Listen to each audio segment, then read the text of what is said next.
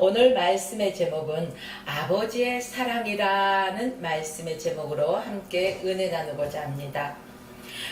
흔히 탕자의 비유 그러면은 탕자 허랑방탕하게 그 모든 것을 허비한 사람 이렇게 알고 있을 것입니다.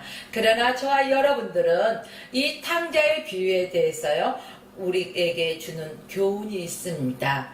이 교훈을 오늘 우리 자신을 되돌아보는 시간이 되었으면 좋겠습니다. 탕자의 비유에는요 아버지가 나옵니다. 그리고 그 아버지에게는 큰아들과 작은 아들, 두 아들이 나옵니다. 자, 어떤 아버지에게 두 아들이 있었다는 거죠.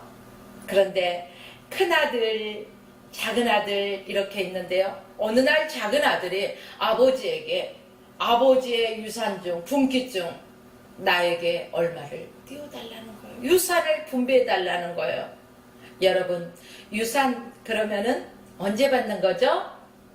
대체적으로는 부모님이 돌아가실 때 이제 유언해 주시죠. 그래서 그 유산을 분배합니다. 그리고 또 한해로는 부모님이 살아 계실 때 누구에게는 얼마, 누구에게는 얼마 이런 식으로요. 이제 그 유언장에 미리 작성해 가지고 둡니다. 그리고 또 어떤 경우에는 선물 형식으로요. 내가 살았을 때 너희들에게 얼마씩 주겠다. 이런 경우도 있습니다. 이 당시에 보면은 형제가 둘이잖아요. 그러면 3분의 2는 맏아들이 갖게 돼 있어요. 그리고 3분의 1은 작은 아들이죠. 이 당시에 재산 분배법이 그랬습니다. 우리나라도 바라보면은요, 예전에 지금은 남녀 구분 없이 아들, 딸 구분 없이 공평하게 유산을 물려준다고 해요. 그런데 우리 어렸을 적만 해도요. 큰아들, 장남 그에게 많은 재산을 물려주고 그 나머지 중에서 어느 정도 다른 자식들에게 분배해 주는 것을 볼 수가 있습니다. 그런데 부모가 살아있을 때 부모에게 아버지의 분깃을 내게 얼마 주십시오. 얼마나 당당해요. 그 부모의 입장은 어떻겠습니까? 내가 이렇게 시퍼렇게 살아있고 아직 물려줄 만한 생각도 없는데 달라는 거예요. 왜 그럴까요?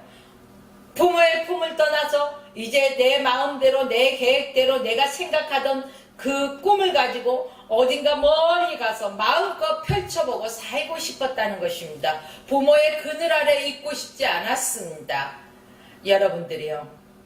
그런데 아버지는 이 작은 아들의 원대로 재산의 분깃을 얼마를 떼어주었습니다. 자, 재산을 받자 얼마 못 떼어 그는 먼 나라로 이제 떠났습니다. 자, 부모를 떠나서 처음에는 어땠을까요? 내 세상이죠. 왜? 부모가 이거 해라 저거 해라 뭐 해라 간섭하지 않아요. 내가 하고 싶으면 하고 하기 싫으면 안 하고 내가 먹고 싶으면 먹고 먹기 싫으면 안 먹고 자고 싶으면 자고 내 마음대로 하다 보니까 너무 편하고 좋아. 그리고 부모에게 받은 그 유산이 있기 때문에 내가 가고 싶은 데서 먹고 싶은 데서 마음껏 즐길 수 있는 거예요. 그러다 보니까 이 가진 것이 계속 있나요? 쓰다 보니까 이제 다 바닥이 난 거예요. 이야, 있을 때 흉년이 들었다면은요, 아마 있는 재산을 가지고 어떻게든 살았을 것입니다. 그러나 가진 재물을 다 허비한 후에 그 나라에 흉년이 들었지 않습니까? 쾌락에 젖어서 죄에 젖어서 송두리째 모든 것을 다 날려버린 후에 이제 오갈 곳이 없습니다. 먹을 것이 없습니다. 내가 가졌을 때는요 주변에 많은 사람들이 붙습니다. 오라는 소리 하지 않아도 만나자는 그러한 약속들이 많이 생깁니다. 그런데 내가 가진 거 없을 때는요 누가 연락하지 않아요. 왜? 도와달라고 할까봐. 탕자도 마찬가지였어요. 오갈 곳이 없다는 거예요. 그래서 어떡합니까? 이제 돼지 키우는 데 가서 또 돼지를 키우다가 너무 배고파서 돼지 먹는 쥐엄나무 열매를 먹으려고 하는데 그것도 허락지 않는다는 것입니다. 여러분, 저와 여러분들은 어떻습니까? 하나님의 말씀을 우리가 듣고 하나님 안에 거하고 살아갈 때는요, 부족함이 없습니다. 그런데 우리가 말씀을 떠나서 살아보겠다고 세상으로 나아갔을 때 당장은 좋지요. 왜 좋아요? 늦잠 잘 수 있어서 좋아요. 그리고 내가 편안한 그 시간들을 활용할 수 있어서 좋아요. 교회 가지 않고 그 시간에 내가 하고 싶은 것을 하고 가고 싶은 것을 갈 수 있어서 처음에는 신납니다. 그것도 얼마간이에요. 그런데 여러분이요, 포도나무에 가지가 붙어 있을 때는 그 가지가 싱싱합니다. 자, 여기에는요, 꽃이 있죠. 화분에 꽃이 심어져 있습니다. 그런데 이 꽃이 지금 나무에, 이 꽃나무에 붙어 있기 때문에 생명력이 있이 살아갈 수가 있습니다. 그런데 꽃 예쁘다 하고 여기에서 꽃을 한 송이를 꺾어 보십시오. 그러면은 그 꽃은 금방 시들어버리고 말라버리고 밖에 버리워진다는 사실입니다. 저와 여러분들이 하나님의 품을 떠나서 잘 살 것 같지만은 우리의 영적으로 이렇게 핍절하고 메말라진다는 것입니다. 하나님 없는 삶은 결코 성공할 수 없는 삶이라는 것입니다. 우리의 육적으로는 어떻게 잘 될지 몰라요. 그러나 그 사람의 영혼은 핍절할 수밖에 없다는 것입니다. 그래서 성경은 말합니다. 너는 내 안에 거하라. 나는 내 안에 거하리라. 우리는 주님과 동행해야 된다는 것입니다. 주님과 늘 하나의 몸으로 우리가 살아가야 된다는 사실입니다. 여러분들이요, 오늘 말씀을 통해서 저와 여러분들은 내가 얼마나 하나님의 말씀 안에 거했는지, 아니면 내 뜻과 내 고집대로 살아왔는지 우리 자신을 한번 되돌아보면서 우리 자신을 한번 회개해야 될 것 같습니다. 하나님을 떠나서 내 마음대로 내 의지대로 누구의 통제도 받지 않고 살아간다면요, 우리는 100% 죄에 노출되어서 죄의 종노릇하며 살아갈 수밖에 없다는 것입니다. 쾌락으로 빠져서 시간을 낭비한다는 것입니다. 재능을 낭비한다는 것입니다. 하나님께서는 우리 각자에게 재능을 주시고 이 시간을 주시고 많은 것을 허락하셨습니다. 무엇을 위해 사용하라고 주셨습니까? 하나님의 영광을 위하여, 그 나라와 의를 위하여 하나님께서 우리에게 각자에게 재능을 부여하셨습니다. 그런데 하나님에 떠나 있는 인생들은 어떻게 하나님 앞에 그 모든 재능으로 영광 올려드릴 수 있겠습니까?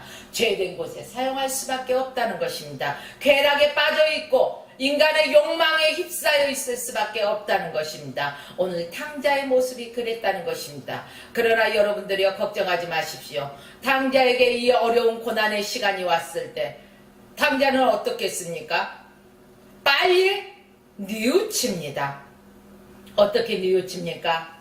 내 아버지 집을 생각한다는 것입니다. 내가 그렇게 싫고 아버지의 간섭을 받기 싫어서 떠나왔던 내 아버지를 기억합니다. 내 아버지에게는 먹을 양식이 풍족하다는 것입니다. 내 아버지에게는 품꾼도 많다는 것입니다. 그러므로 내가 아버지의 품꾼의 안으로, 이제는 너무 하나님 앞에 우리가 죄인이라고, 이제 하나님 앞에 나는 죄인이라서 못 나가요. 아니요, 여러분, 죄인이기 때문에 하나님 앞에 나와야 된다는 사실입니다. 하나님 앞에 나오고 예수 그리스도의 십자가의 보혈의 피로 우리 죄를 씻음받고 죄 용서함 받고 하나님의 자녀됨을 우리가 받아야 된다는 것입니다. 예수 믿지 않는 사람들은 이 예수 그리스도를 영접해야 된다는 것입니다. 또 하나님을 믿다가 낙심하고 좌절하고 하나님을 떠나 있던 인생들도 이제는 하나님을 다시금 생각할 때라는 것입니다. 탕자가 아버지를 생각하였듯이 하나님을 떠나서 방학 중에 있는 안나가 성도 여러분, 이제 하나님을 기억하십시오. 하나님께서 나의 창조주시고 나의 생명의 근원 되신다는 것을 여러분이요 기억하십시오. 여러분, 우리에게 나타나신 그 하나님의 사랑, 십자가의 사랑을 저와 여러분들은 깨달아야 된다는 것입니다.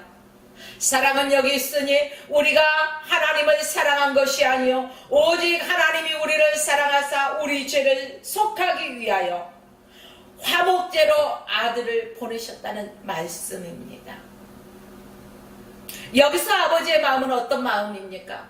자기 자신, 하나님의 아들 독생자, 둘도 셋도 아닌 하나밖에 없는 독생자 예수 그리스도를 화목제물로 내어주시기까지 저와 여러분을 사랑했는데 이 사랑을 기억하라는 것입니다. 하나님은 우리가 어떠한 죄를 범했던 간에 회개하고 돌이키면서 하나님의 품으로 돌아오면은 하나님께서는 기쁨으로 맞아주신다는 것입니다. 달리 말해볼까요? 본문 20절 말씀 보니까 강자가 아버지를 생각하고 이제 돌아오는 길입니다. 아직 누군지 보이지도 않나요? 희미해요. 너무 멀어서. 그래서 상고가 뭔데 누군지 보통 사람은 알아보지 못하는데 아버지는 아들을 기다렸다는 것입니다. 늘 문 열어놓고 이제 나간 아들이 오늘이나 오려나 내일이나 오려나 애타는 마음으로 기다리셨기 때문에 아들의 모습이 멀리서 누군지 알지도 못하지만 아버지는 그 아들을 알아보았다는 것입니다. 그리고 그냥 맨발로 뛰어가서 아들을 얼싸안고 이제 죽었다 다시 살아온 내 자식, 이렇게 기쁨으로 맞아주십니다. 여러분들이요, 하나님도 마찬가지입니다. 우리가 하나님의 품을 떠나서 어떠한 삶을 살았던 간에 하나님, 내가 하나님 앞에 범죄하였나이다. 내가 주님 없이 내 지식으로, 내 경험으로, 내 이론으로, 내 능력으로 살아보려고 했었습니다. 그러나 아무것도 할 수 없음을 인정합니다. 하나님 안에서 내가 얼마나 행복했던가, 얼마나 감사한 삶을 살았던가를 다시 기억하였습니다. 나의 모든 죄를 용서하여 주시옵소서라고 회개하면서 하나님 앞에 돌아올 때 하나님께서는 기쁨으로 맞아 주신다는 사실입니다. 하나님의 사랑은 바로 이 죄인들이 회개하고 돌이킬 때 하나님께서 용서하시고 긍휼을 베푸시고 자비를 베푸시고 사랑으로 우리를 안아주신다는 것입니다. 맞아주신다는 것입니다. 여러분이요 뿐만 아닙니다. 20절 말씀 보십시오. 측은히 여겨 달려가 목을 안고 입을 맞추었다는 것입니다. 생각해 보십시오. 이 아들이 뭐하다 돌아왔습니까? 돼지 치다가 돌아왔잖아요. 돼지가 깨끗해요, 더러워요? 더러워요. 냄새나요. 똥 싼 데다가 막 비벼요. 그리고요, 돼지가 얼마나 더러운데 그 돼지 먹는 쥐엄나무를 먹으면서 그 돼지를 치면서 있었는데 옷이 깨끗할 리가 있어요? 목욕을 했을까요? 한번 우리 상식적으로 생각해 보자고요. 얼마나 냄새가 심할까? 얼마나 지저분할까? 그런데 그거 신경 안 쓰더라고요. 아버지는 내 아들 내 아들 잘났어 잘났어 내가 얼마나 기다렸는데 하면서 맞아주잖아요. 뽀뽀도 해주잖아요. 입을 맞춰준대요. 우리 같으면 어떻게 그래요? 아우 냄새나, 빨리 가서 씻고 와, 아마 이랬을 거예요. 그러나 아버지는 그렇지 않는다는 거예요. 바로 죄인이 이렇게 더럽다는 거예요. 죄는 더러운 거예요.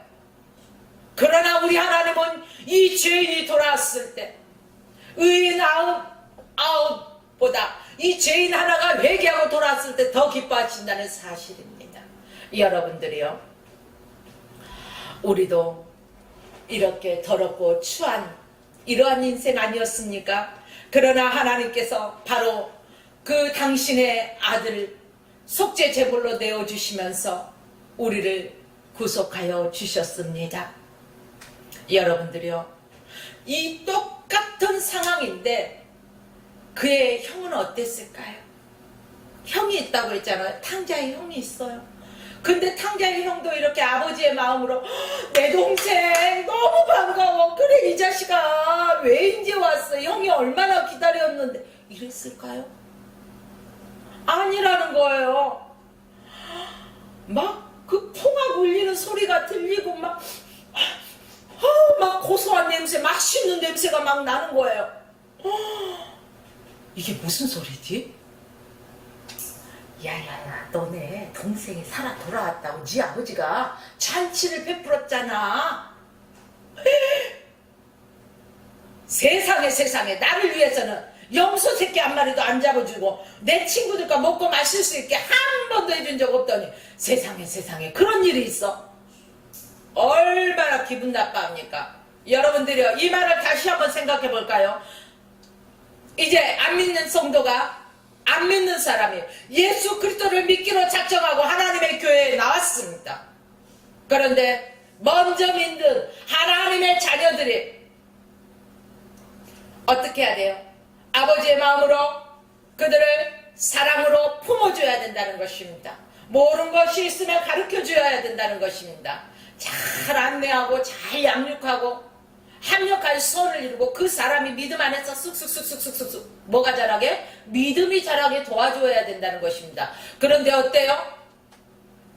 시큰둥하고 찬바람이 휙 불고, 아니 처음 온 사람이 탁 앉아서 예배드릴 준비로 난생 처음 교회 와서 하나님 앞에 예배드리려고 하는데, 여기 내 자리거든요. 저쪽에 다른 자리 가서 앉을래요? 그런 사람이 있어요, 없어요? 아유, 우리 화평방송 보는 사람은 없고 어디 가니까 있다고 그래. 그런 사람이 있다는 거예요. 여러분들이요, 큰아들과 같은 마음이 있어서는 안 된다는 것입니다.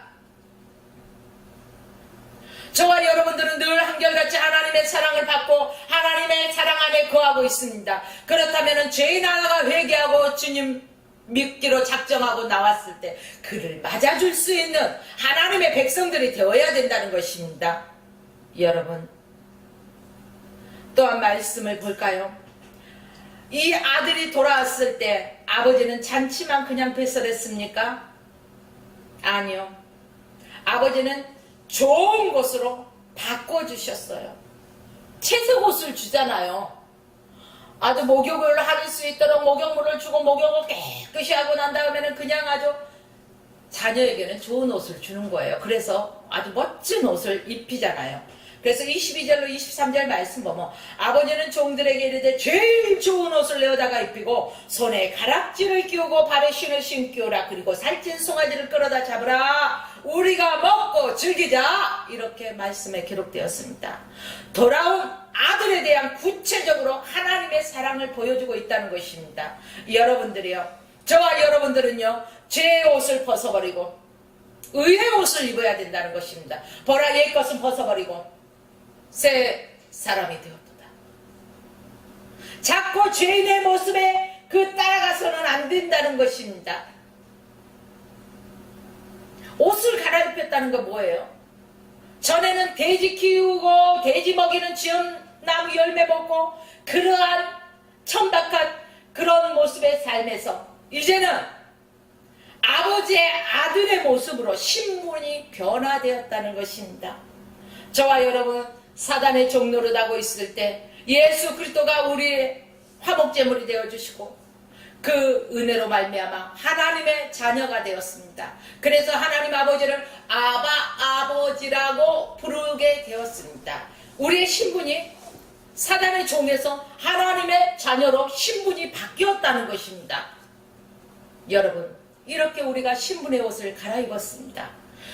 그리고 무엇을 끼웠어요? 손에 가락지를 끼웠다는 것입니다.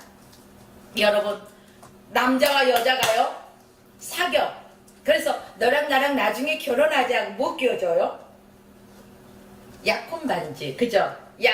약속이에요, 약속. 그리고 결혼하면 너랑 나랑 백년해로 하고 잘 살자 하고 무슨 반지? 결혼 반지도 약속의 반지예요. 약속. 자, 여러분 생각해 보십시오. 종에게 상속권이 있습니까? 없습니까?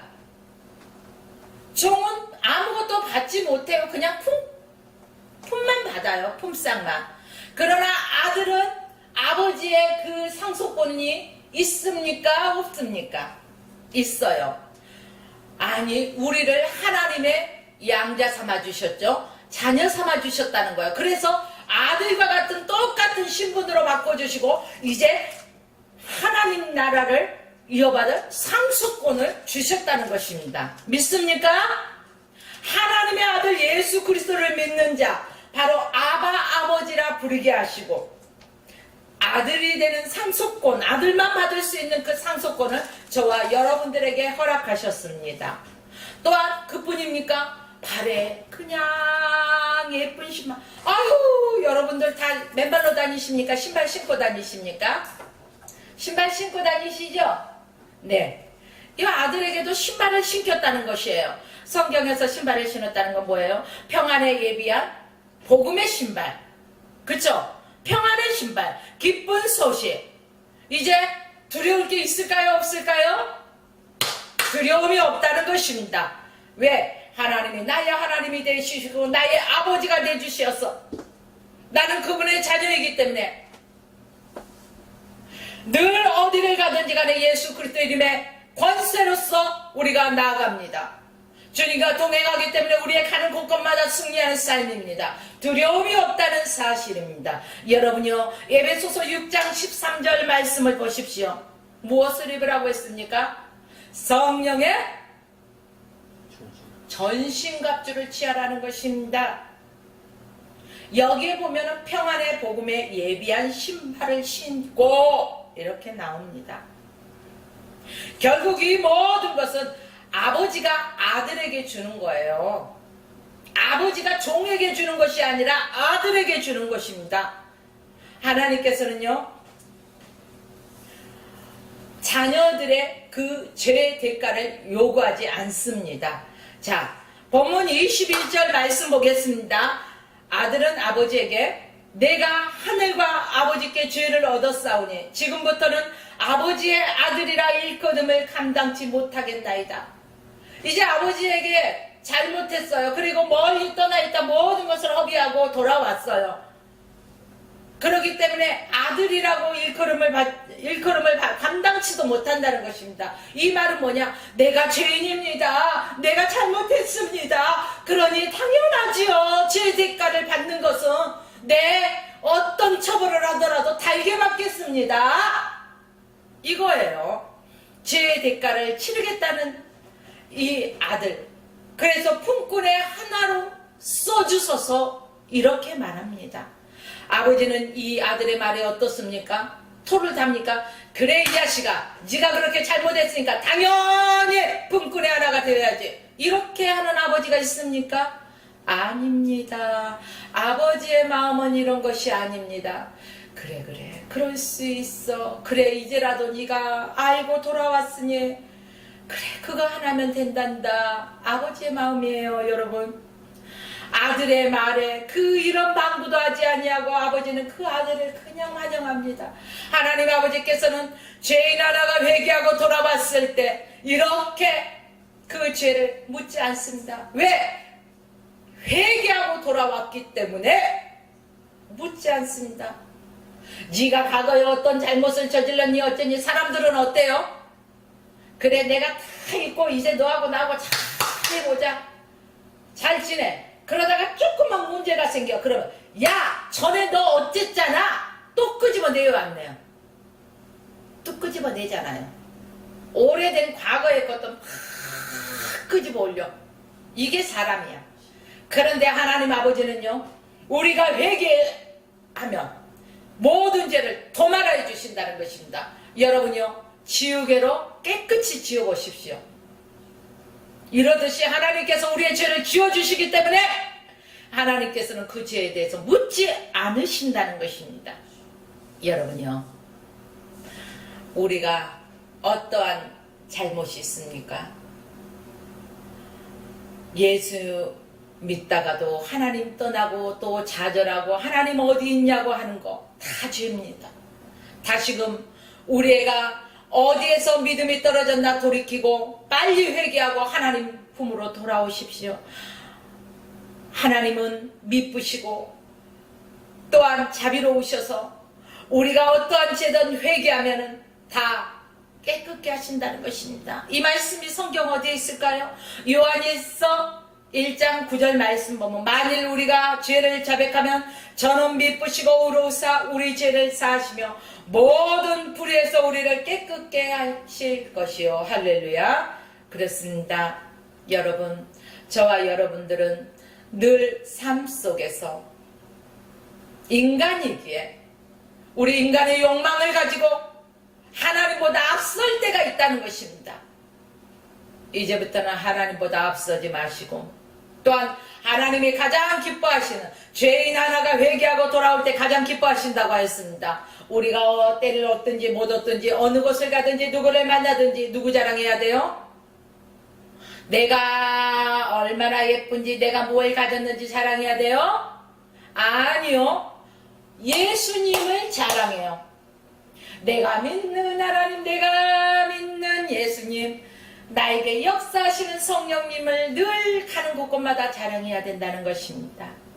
사랑하는 여러분, 우리 모두가 이와 같이 하나님의 사랑과 하나님의 용서받은 사람입니다. 나를 위해 예수 그리스도가 바로 십자가에서 죽으시고 피 흘리시고 또한 부활하심을 믿고 하나님의 자녀로서 늘 하나님 품 안에서 서로 사랑하며 섬기며 말씀에 순종하며 기쁨과 감사가 넘치는 삶으로서 하나님께 영광 올려드리는 하나님의 백성들 되시기를 주의 이름으로 축원하며 오늘 말씀을 마칩니다.